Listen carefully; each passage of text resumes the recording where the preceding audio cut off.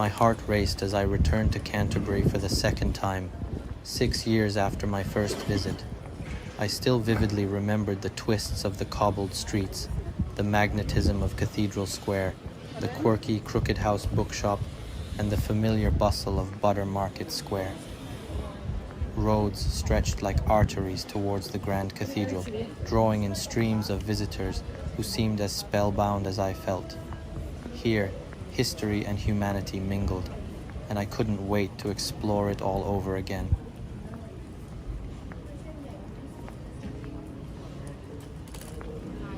The origins of Canterbury trace back to the ancient Celtic tribe, the Cantiaci.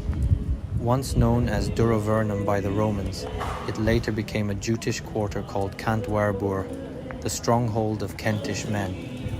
The city has faced sieges, invasions from early settlers, Romans, Jutes, Vikings, and Normans. Standing in such a place, I couldn't help but imagine the layers of history beneath my feet, from the Saxons to William the Conqueror and beyond. With its centuries-old buildings and the Charter of 1448 granting its city status, Canterbury has seen it all.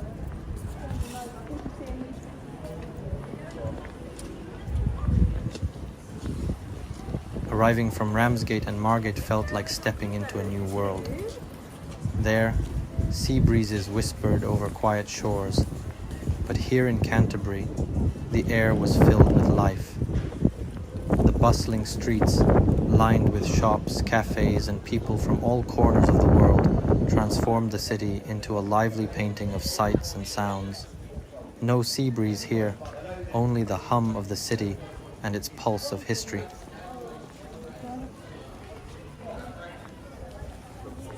Canterbury Cathedral held me in awe with its Gothic grandeur and centuries of spiritual authority.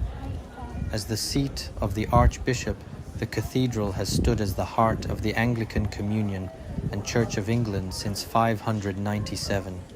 The sight of its towering spires made me wonder if this sacred place ever wielded more power than even the monarchs. Even today, the cathedral feels like the beating heart of a spiritual empire.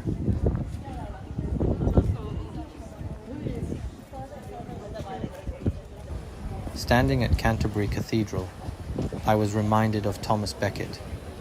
As Lord Chancellor and Archbishop of Canterbury, he had a fierce struggle with King Henry II over the rights of the Church. Ultimately, Becket was martyred by the supporters of the king in the cathedral, making his tomb a revered destination for pilgrims from across England. Reading about Becket as an undergraduate, I'd never guessed that one day I'd walk these same hallowed halls. In a way, I felt like a modern pilgrim, echoing Chaucer's tales as I stood by the statue of Geoffrey Chaucer himself.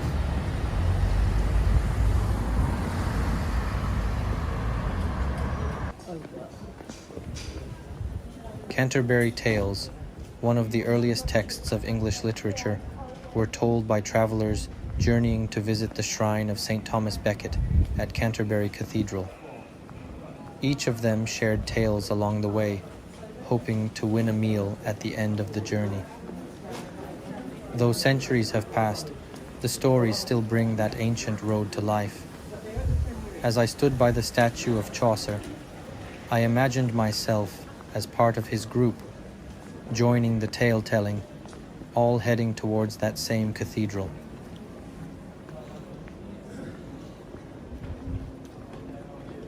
What struck me most was the sheer number of students. It was as if I'd stepped into a campus larger than any I'd seen in London, Edinburgh, or even Oxford and Cambridge. The young faces hurried by with a certain energy, blending with the tourists who came to soak up the city's history. The city felt alive with learning, each step a mix of past wisdom and future dreams.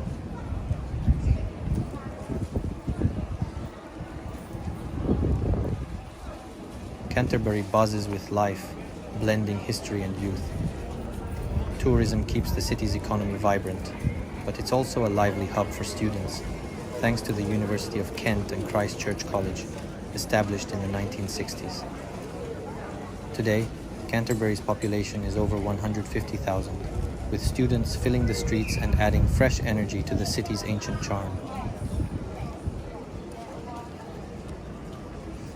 Canterbury's charm lay between two worlds, its historical high street, rich with intricate heritage, and Burgate, a lively modern strip with shops, boutiques, and bustling cafes. Between them, the City Museum and Roman History Museum offered a treasure trove of history, tracing Canterbury's story from the Stone Age to today.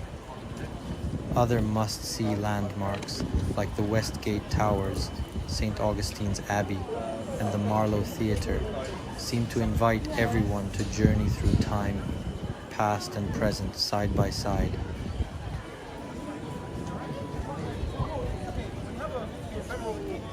As I left Canterbury that Friday morning, heading towards the more routine feel of Ashford, I felt an unexpected pang of nostalgia. I promised the city I'd return someday, knowing that it had left a piece of itself with me. This wasn't just a goodbye, it was a promise.